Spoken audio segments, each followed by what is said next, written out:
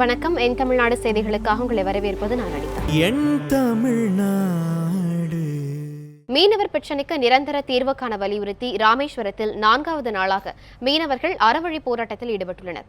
ராமேஸ்வரத்தில் இருந்து கடலுக்கு மீன்பிடிக்க சென்ற தங்கச்சிமடம் மீனவர்கள் மீது இலங்கை கடற்படையினர் துப்பாக்கிச்சூடு நடத்தியதில் மீனவர் பிரிட்ஜோ உயிரிழந்தார். மற்றொரு மீனவர் சரோன் படுகாயமடைந்தார்.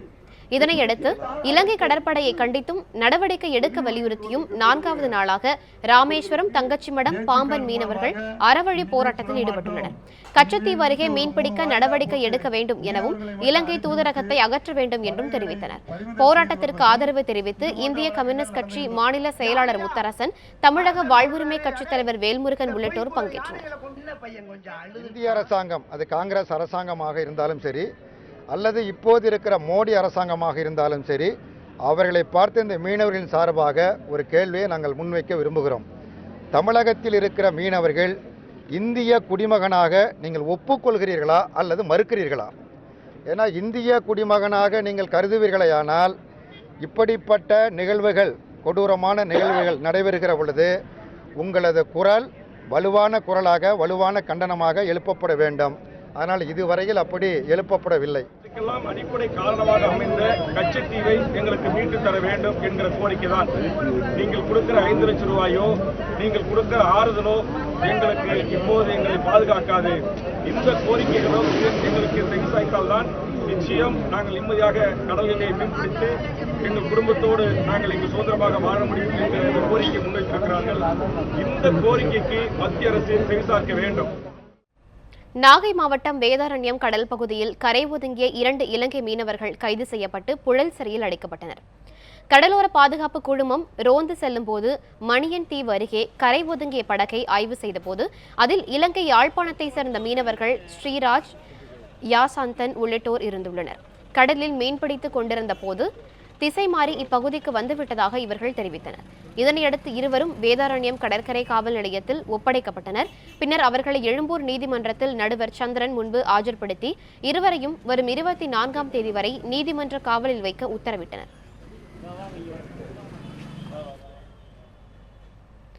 விவசாயிகள் மரணம் தொடராதவாறு தமிழக முதல்வர் விரைந்து நடவடிக்கைகள் எடுக்க வேண்டும் என அனைத்து விவசாயிகள் சங்க ஒருங்கிணைப்பாளர் PR பாண்டியன் தெரிவித்துள்ளார். விவசாயிகளின் வாழ்வாதாரத்தை பாதுகாக்க கோரி சென்னை விருந்தினர் மாளிகை அருகே அனைத்து விவசாயிகள் சங்கம் சார்பில் ஆர்ப்பாட்டம் நடைபெற்றது. இதில் ஏராளமான விவசாயிகள் கலந்து கொண்டு போராட்டத்தில் ஈடுபட்டனர். பின்னர் செய்தியாளர்களிடம் பேசிய PR பாண்டியன், பிற மாநிலங்கள் தமிழக விவசாயத்திற்கு பாதிப்பை ஏற்படுத்தும் வகையில் அணைகளை கட்ட தொடங்கியுள்ளதாகவும் இதனை தடுக்க அரசு நடவடிக்கை எடுக்க வேண்டும் என்றும் கோரிக்கை விடுத்தார். நீராதார பிரச்சனைகள் பாதுகாக்கப்பட வேண்டும். முல்லை பெரியாரை கேரள அரசு அபகரிப்பதற்கான பல முயற்சிகள் ஈடுபட்டதோடு மட்டுமல்ல, நம்மளுடைய மலைவளங்களெல்லாம் அவர்கள் ஆக்கிரமிப்பு செய்கிறார்கள். ஆந்திரா பாலாற்றின் குறுக்கே அணையை கட்டிக்கிட்டே இருக்கிறார்கள். கர்நாடக அரசாங்கம் காவிரியின் குறுக்கே ராசிமணல் மேகதாது அணை கட்டுறாங்க. காவிரியில் துணை நதியில் பவானியின் குறுக்கே கேரளா அணை கட்டுது. சுற்றி இருக்கிற மாநிலம் பூரா நம்ம மாநிலங்களை பிரித்தாளுகிற, நம்ம மாநில மண்ணை அபகரிக்க நடவடிக்கை ஈடுபட்டிருக்கு. ஹைட்ரோ கார்பன் திட்டத்தை எதிர்த்து தொடரப்பட்ட வழக்கில் மத்திய மாநில அரசின் சம்பந்தப்பட்ட துறைகள் வரும் ஏப்ரல் 17ஆம் தேதிக்குள் பதிலளிக்க தென்மண்டல பசுமை தீர்ப்பாயம் உத்தரவிட்டுள்ளது. தமிழகத்தில் ஹைட்ரோ கார்பன் எடுக்கும் திட்டத்தை எதிர்த்து நெடுவாசல் வடக்காடு பாசன விவசாயிகள் நல சங்கத்தின் சார்பில் மதிமுகவின் ஒன்றிய செயலாளர் செல்வராஜ் என்பவர் தென்மண்டல பசுமை தீர்ப்பாயத்தில் வழக்கு தொடர்ந்திருந்தார். மனுதாரர் தரப்பில் மதிமுக பொதுச் செயலாளர் வைகோ ஆஜராகி வாதாடினார். நைஜீரிய நாட்டில் விவசாயத்தை அடியோடு ஒழித்தது ஹைட்ரோ கார்பன் திட்டம்தான் எனவும் மீத்தேன், ஷெல் எரிவாயுவை விட மிக மோசமானது என்று வைகோ வாதிட்டார். இதை கேட்ட நீதிபதி, மத்திய மாநில அரசுகளின் சம்பந்தப்பட்ட துறைகள் நெடுவாசல் பகுதியில் ஹைட்ரோ கார்பன் எடுக்கும் திட்டம் குறித்து வரும் ஏப்ரல் 17ஆம் தேதிக்குள் பதிலளிக்க உத்தரவிட்டு வழக்கை ஒத்திவைத்தார். இது பேராபத்தை எதிர்க்க வேண்டுமென்றால் மக்கள் போராடுகிறார்கள். நெடுவாசலில் வடகாட்டில் மக்கள் போராடுகிறார்கள், மாணவர்கள் போராடுகிறார்கள். இந்த தீர்ப்பாயத்தின் மூலமாகவும் ட்ரிபியூனல் மூலமாகவும் எப்படி மீத்தேனை எதிர்த்து போராடினோமோ அது போல இதை தடுப்பதற்காக இந்த வழக்கை தொடுத்திருக்கிறோம். ஏப்ரல் 17ஆம் தேதி என்று வரும். 3 வார காலத்துக்குள் என்னுடைய மனுவுக்கு பதில் தெரிவிக்க வேண்டும் தமிழ்நாடு அரசு, சம்பந்தப்பட்ட துறைகள் என்று நீதியரசர் நம்பியார் அவர்கள். திருவண்ணாமலையில் ஆனாய் பிறந்தான் என்னும் இடத்தில் பக்தர்களுக்காக தங்கும் விடுதி கட்டுவதற்காக மரங்கள் வெட்டும் பணியை இந்து அறநிலையத்துறை ரத்து செய்துள்ளது. திருவண்ணாமலையில் பக்தர்கள் மலையை கிரிவலம் வரும் பாதையில் ஆனாய் பிறந்தான் என்னும் இடத்தில் மரங்கள் அடர்ந்த பகுதியில் பக்தர்கள் தங்கும் விடுதி கட்டுவதற்காக 545 மரங்களை வெட்டி அகற்ற இந்து அறநிலையத்துறை உத்தரவிட்டிருந்தது. மலைவள பாதையில் சுற்றுச்சூழலை பாதிக்கும் எந்த மேம்பாட்டு பணிகளையும் மேற்கொள்ளக்கூடாது என்று பசுமை தீர்ப்பாயம் உத்தரவிட்டதை சுட்டிக்காட்டிய சுற்றுச்சூழல் ஆர்வலர்களும் அரசியல் கட்சியினரும் மரங்களை வெட்டுவதற்கு எதிர்ப்பு தெரிவித்தனர். கோவிலுக்கு சொந்தமான வேறு இடத்தில் விடுதியை கட்டுமாறும் கேட்டுக்கொண்டனர். பொதுமக்களின் எதிர்ப்பை தொடர்ந்து 545 மரங்களையும் வெட்டக்கூடாது என இந்து அறநிலையத்துறை ஆணையர் இன்று உத்தரவு பிறப்பித்துள்ளார். முன்னதாக திருவண்ணாமலை அண்ணா சிலை அருகில் மலை சுற்றுச்சூழல் பாதுகாப்பு குழு சார்பில் பொதுமக்கள் மற்றும் தன்னார்வலர்கள் மரங்களை வெட்டுவதை எதிர்த்து போராட்டம் நடத்தினர். செம்மர கடத்தல் தொடர்பாக ஆந்திராவில் தமிழர்கள் கைது செய்யப்படுவது பற்றிய உண்மை நிலையை தமிழக அரசு கண்டறிய வேண்டும் என பாமக இளைஞரணி தலைவர் அன்புமணி ராமதாஸ் வலியுறுத்தியுள்ளார். இது தொடர்பாக அவருடன் நமது செய்தியாளர் ரியாஸ் நடத்திய கலந்துரையாடலை இப்போது பார்க்கலாம். ஆந்திராவில் செம்மரம் கடத்தியதாக கூறி நேற்று 179 பேர் கைது செய்யப்பட்டனர். இதனைத் தொடர்ந்து இன்றும் 30க்கும் மேற்பட்டோர் கைது செய்யப்பட்டிருக்காங்க. இது குறித்து கருத்துக்கள் தெரிவிப்பதற்காக பாமகவுடைய இளைஞரணி தலைவர் அன்புமணி ராமதாஸ் அவர் பேசலாம். சார், தற்போது தமிழர்கள் தொடர்ந்து ஆந்திராவில் கைது செய்யப்பட்டு வந்துட்டு இருக்காங்க. நடவடிக்கை எப்படி பாக்குறீங்க நீங்க? அதாவது கடந்த முறை நடந்த சம்பவம் நம்மால் மறக்க முடியவில்லை. 20 தமிழர்களை கொடூரமான முறையிலே சுட்டு கொல்லப்பட்ட சம்பவம். அதே போன்று நூற்றுக்கணக்கான தமிழ்நாட்டை சார்ந்த வெகுளி மக்கள், அதுவும் குறிப்பாக மலைவாழ் மக்கள் அங்கே ஆந்திராவுக்கு வேலை நாங்கள் வாங்கி தருகிறோம் என்று சொல்லி ஏமாற்றிவிட்டு அங்கே இந்த மரங்களை அகற்றுவதற்காக ஒரு சிலரால் பயன்படுத்தி கொண்டிருக்கின்ற சூழல் இருக்கிறது. ஆனாலும் இந்த கைதானவர்கள் உண்மையிலே அது செய்தார்கள் என்றால் நமக்கு தெரியவில்லை. எங்களுடைய வழக்கறிஞர் பாலு அவர்கள், ஏன்னா கடந்த முறை அவர் தான் வழக்கிட்டு வெற்றியும் பெற்றிருக்கின்றோம். அதற்கு ஆய்வு நடத்தி ஒரு விசாரணை பாலுவால் நடைபெற்றது. அதே போன்று இன்றும் அவர்கள் உண்மையான குற்றவாளிகளா, உண்மையான குற்றம் செய்திருக்கிறார்கள் அல்லது பொய் வழக்கு அவர்கள் மேல் போடப்பட்டிருக்கிறார் என்று நிச்சயமாக நாங்கள் அதை செய்ய இருக்கின்றோம்.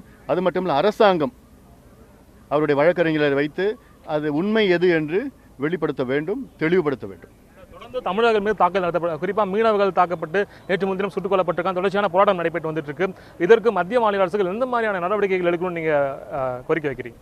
இது சம்பந்தமாக நான் பல முறை சொல்லியிருக்கிறேன். நான் பிரிட்ஜோ என்ற ஒரு மீனவர்கள் கொலை செய்யப்பட்டிருக்கின்றார்கள். இது சம்பந்தமாக தமிழக அரசு ஒரு கொலை வழக்கு பதிவு செய்ய வேண்டும்.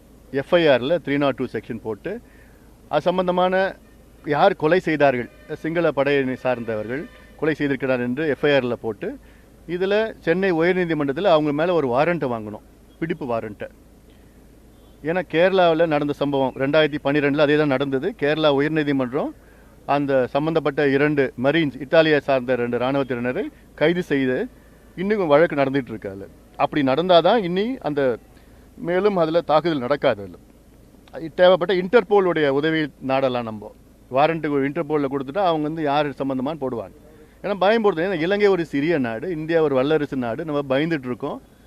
அதனால் இதுக்கு மேலே பார்த்தீங்கன்னா கடந்த ஆண்டு ஜனவரி மாதமும் பேச்சுவார்த்தை நடந்தது. இனி நாங்கள் தாக்குதல் துப்பாக்கி நடத்த மாட்டோம்னு சொன்னாங்க. ஆனால் நடத்திக்கிட்டு இருக்காங்க. அதில் இனி நம்ம எங்கெல்லாம் பொறுத்துக்க முடியாது. அதில் அதுக்கு ஒரு நிரந்தர தீர்வுனா கச்சத்தீவை மீட்டெடுக்க வேண்டும், ஒரு நிரந்தர தீர்வு. ரெண்டாவது இதுவே வேற நாடு, இப்போது குஜராத் மீனவர்கள் பாதிக்கப்பட்டாங்கன்னு வச்சுங்களேன், இன்றைக்கி அப்படியே இந்தியாவே கொந்தளிக்கும். ஏன்னா அது கேவலம் தமிழ்நாடு மீனவர்கள் தானே, தமிழர்கள் தானே, தமிழன் உயிரெல்லாம் ஒன்றுமே இல்லையே, விலையே கிடையாது. அதனால் அதுதான் இப்போ இருக்கிற சூழல். பிரதமர் அவர்களே இன்னும் ஒரு கண்டனங்களும் தெரிவிக்கல. பிரதமர் இது ஒரு குஜராத் மீனவர்களோ மகாராஷ்டிரா மீனவர்கள்லாம் செஞ்சால் கண்டிச்சிருப்பார்ல பிரதமர், ஏன் கண்டனம் தெரிவிக்கல? இதுக்கு ஒரு நிரந்தர தீர்வு. ஏன்னா அங்கே இலங்கை அரசு இதுதான் கடைசி, இதுக்கு மேலேனா வேற இங்கே இருக்கிற நாங்கள்லாம் அமைதியாக இருக்க மாட்டோம். ஏன்னா 800 உயிர்களை நம்ம இழந்திருக்கிறோம் இந்த கடலில். அங்கே பார்த்தீங்கன்னா கிட்டத்தட்ட 2 லட்சம் உயிர்கள் இலங்கை தமிழர் உயிரை நம்ம இழந்திருக்கிறோம். இங்கேயும் நம்ம அங்கேயும் விடல நிம்மதியாக, இங்கேயும் நம்மளை நிம்மதியாக விட மாட்டுறாங்க. அதனால் இதற்கு நிரந்தர தீர்வு அவங்களுக்கு காட்டமாக முதல்ல அவங்கள கைது செய்யணும். கைது செஞ்சாலே அது இது போன்ற சம்பவங்களில் ஈடுபட போகிறதில்ல. பிரதமர் அவர்களை கண்டிக்க வேண்டும். தொடர்ச்சியாக தமிழர்கள் தாக்கப்படுவது வன்மையாக கண்டிக்கத்தக்கது என தெரிவித்தார். அதே போல மத்திய அரசு உடனடியாக இதற்கு கண்டனம் தெரிவிக்க வேண்டும் எனவும் வலியுறுத்தியுள்ளார். ஒளிப்பதிவாளர் பார்த்தசாதியுடன் ரியாஸ், நியூஸ் 7 தமிழ், தர்மபுரி. போலி மருத்துவர்களை அடையாளம் காண காவல்துறையில் தனிப்பிரிவு ஏற்படுத்தப்பட வேண்டும் என தமிழ்நாடு மருத்துவ கவுன்சில் செயற்குழு உறுப்பினர் பிரகாசம் வலியுறுத்தினார். சென்னையில் செய்தியாளர்களை சந்தித்த அவர், போலி மருத்துவர்கள் அதிகரித்து விட்டதாகவும் அவர்களுக்கு வழங்கப்படும் தண்டனையை அதிகப்படுத்த வேண்டும் என்றும் குறிப்பிட்டார். போலி மருத்துவர்களை அடையாளம் காண வசதியாக அங்கீகரிக்கப்பட்ட மருத்துவர்களுக்கு ஸ்மார்ட் கார்டு வழங்கப்படுவதாகவும் கூறினார். நீட் தேர்வு தமிழகத்திற்கு இப்போது தேவையில்லை என குறிப்பிட்ட பிரகாசம், இந்தியா முழுவதும் ஒரே கல்வி திட்டத்தை அமல்படுத்திவிட்டு நீட் தேர்வை அறிமுகப்படுத்தலாம் என்று தெரிவித்தார். மறைந்த முதலமைச்சர் ஜெயலலிதா சிகிச்சை குறித்த தகவல்களை வெளியிட முடியாது என்றும் நீதிமன்றம் கேட்டால் மட்டுமே தர வேண்டும் என்றும் பிரகாசம் கூறினார். போலி மருத்துவர்களால் பாதிக்கப்பட்டு அதாவது சேதம் அடைகின்ற மக்களுடைய தொகை அதிகமாக இருக்கின்றது. அதற்காகத்தான் குறிப்பாக நாங்கள் இந்த இதை ஏற்பாடு செய்திருக்கின்றோம்.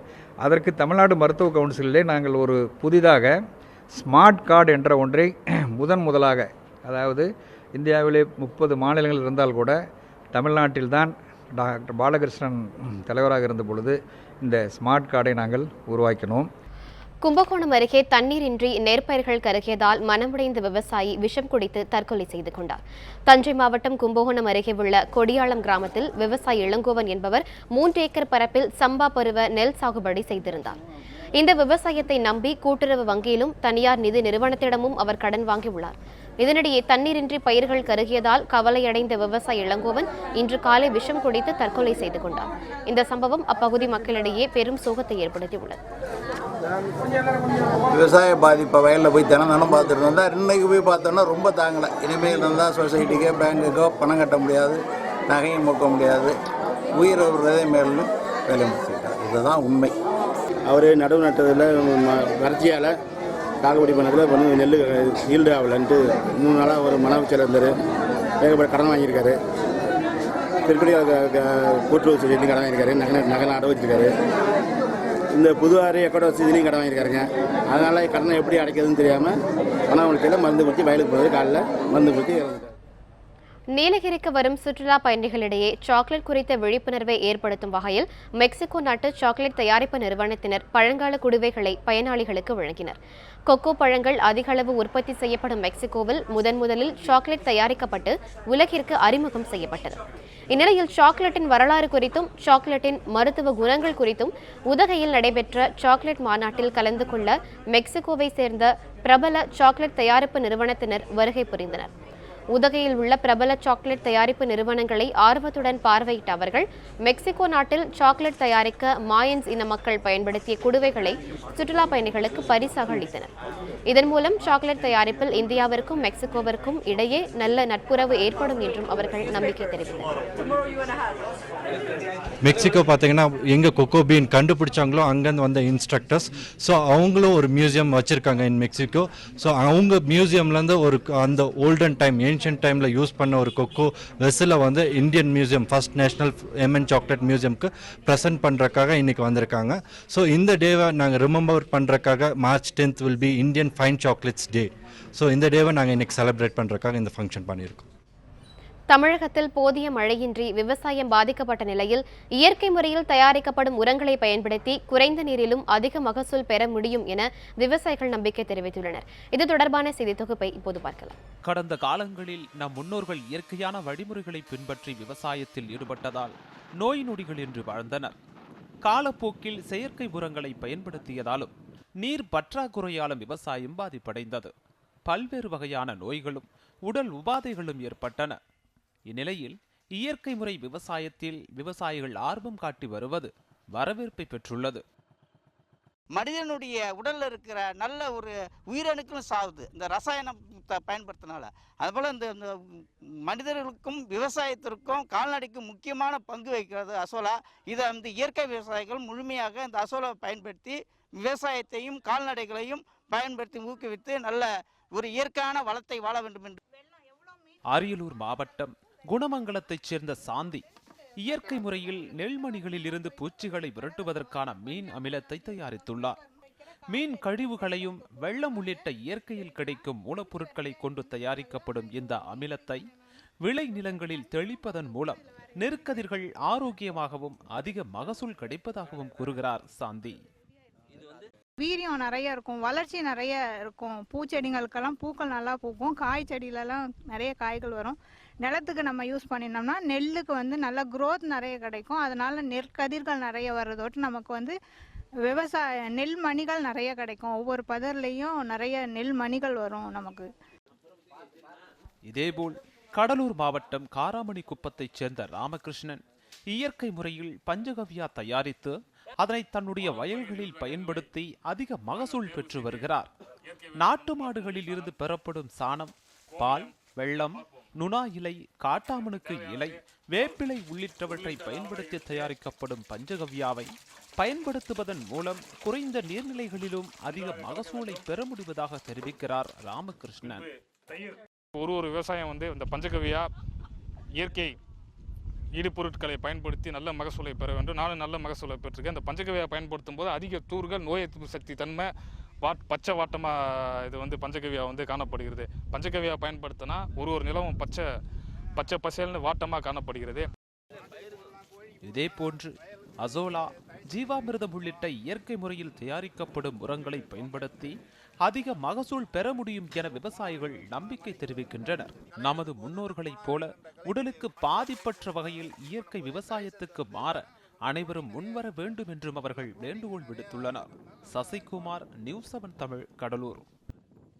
பெண்களை இழிவுபடுத்தும் வகையில் உள்ளதாக கூறி மனுதர்ம நகலை எரித்து கோவை மற்றும் திருநெல்வேலியில் போராட்டத்தில் ஈடுபட்ட திராவிடர் கழகத்தினர் கைது செய்யப்பட்டனர்.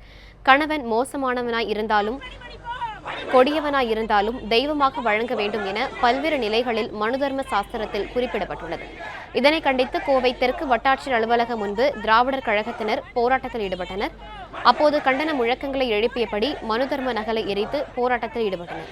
இதனையடுத்து போராட்டத்தில் ஈடுபட்டவர்கள் கைது செய்யப்பட்டனர். நெல்லையில் நடைபெற்ற ஆர்ப்பாட்டத்தில் தூத்துக்குடி, கன்னியாகுமரி உள்ளிட்ட 3 மாவட்டங்களைச் சேர்ந்த திராவிடர் கழகத்தினர் கலந்து கொண்டனர். இப்போராட்டத்தின் போது மனுதர்ம சாஸ்திர புத்தகத்தை தீயிட்டு எரிக்க முயன்றனர். உடனடியாக காவல்துறையினர் அவர்களை தடுத்து நிறுத்தி கைது செய்தனர். 3.5 கோடி ரூபாய் மோசடி செய்ததாக திமுக முன்னாள் அமைச்சர் KN நேருவின் மகன் மற்றும் சகோதரர் மீது சென்னை காவல் ஆணையர் அலுவலகத்தில் புகார் அளிக்கப்பட்டுள்ளது. சென்னை போயஸ் கார்டனை சேர்ந்த பெஞ்சமின் வர்கீஸ் ரப்பர் தொழில் செய்து வருகிறார். திமுக முன்னாள் அமைச்சர் KN நேருவின் மகன் அருண் நேரு மற்றும் KN நேருவின் சகோதரர் மணிவண்ணன் உள்ளிட்ட 5 பேர் இயக்குநர்களாக உள்ள DVH கட்டுமான நிறுவனத்தில் கடந்த 2012ஆம் ஆண்டு 12 கோடி கொண்ட அடுக்குமாடி கட்டிடத்திற்கு முன்பணமாக 3 கோடியே 50 லட்சம் ரூபாய் செலுத்தியதாகவும் உத்தரவாதம் அளித்தபடி 2015இல் வீடு கட்டித்தராமல் 2 ஆண்டுகளாக பணத்தை ஏமாற்றி வருவதாகவும் பெஞ்சமின் புகார் அளித்துள்ளார்.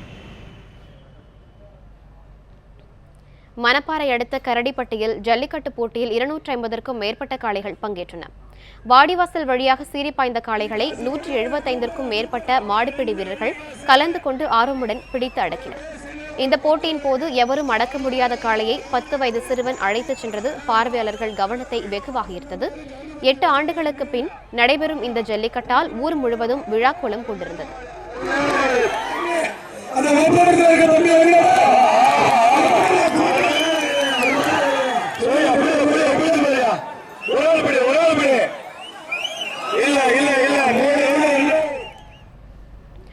ஒன்றரை லட்சம் ரூபாய் லஞ்சம் வாங்கியதாக சென்னை புழல் காவல் நிலைய ஆய்வாளர் ஜெயக்குமாரை லஞ்ச ஒழிப்பு போலீசார் கைது செய்துள்ளனர்.